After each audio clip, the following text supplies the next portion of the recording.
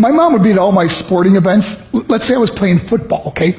My mother would be on the sidelines, and if the play on the field started going one way, my mother would run along like, Mike, get him, get him! I'd be like, oh my gosh. I'd get in the huddle with the other guys. They go, Mark, is that your mother? I go, no, I never saw her before in my life. See, the greatest gift my mother ever gave me, she believed in me. I have overdosed on drugs on 3 occasions where I should have been dead. But I believe I was kept here for a reason. You show me your friends, I will show you your future. How do I know this? I hung out with losers, and I became the biggest loser of them all because I gave up everything I dreamt about as a little boy because of who I chose to surround myself with. My friends would drive me home at 2, 3, 4 in the morning. We'd be drunk and high, laughing in the car. We'd pull up in front of my house in New York. They go, Mark, the light's on. I go, oh man, my mother's up. See, my mom wouldn't go to bed until she knew her son was still alive.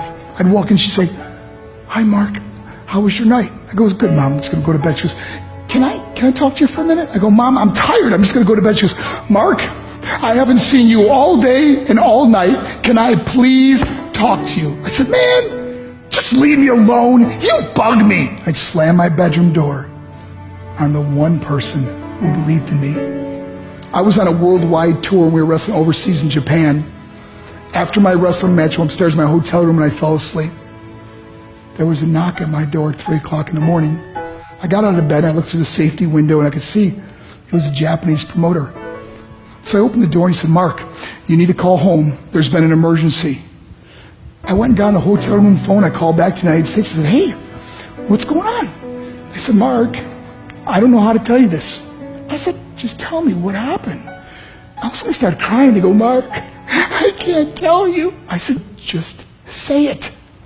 They said, Mark, your mother died.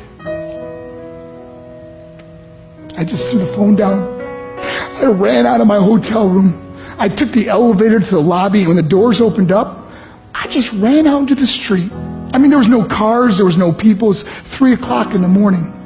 And I walked down the middle of a street in Hiroshima, Japan, and I remember looking up and just saying, Mom, I am so sorry. I flew home for her funeral, and I was so nervous to walk up to her casket, so I just stood way in the back.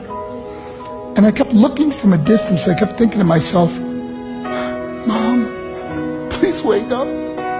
Please get up. And then I finally got the nerve to walk up to her. And as I got closer, I could see my mom for the first time. I mean, she was so beautiful.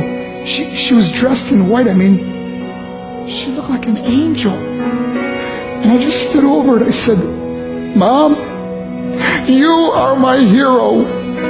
Everything I am, everything I hope to be was because of you. You loved me so much, you gave me a life. You're the only one that ever believed in me. How did I repay her? By getting drunk, by getting high, by getting stupid, by hanging out with losers? For what? All she ever wanted to do was talk to me. I wish I could talk to you now, Mom. I wish you could see what I'm doing. Why couldn't I have been a better son? We are defined by our choices. But if you surround yourself with people involved in drugs and alcohol and pills, it's a dead end. I'm not here to preach to you. I'm here to tell you I lived that life. It leads to broken hearts, broken relationships, broken dreams, and death. For what? To get high? If you have a mother or a father, when you go home, tell them how much you love them.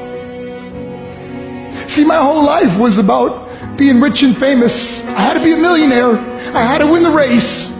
I had to win the race at the expense of my marriage, my family, my friends. For what?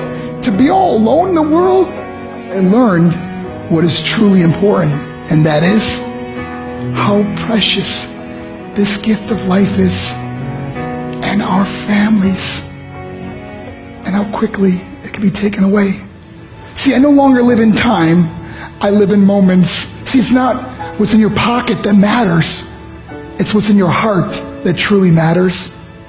Love Love is just a word until somebody comes along and gives it meaning.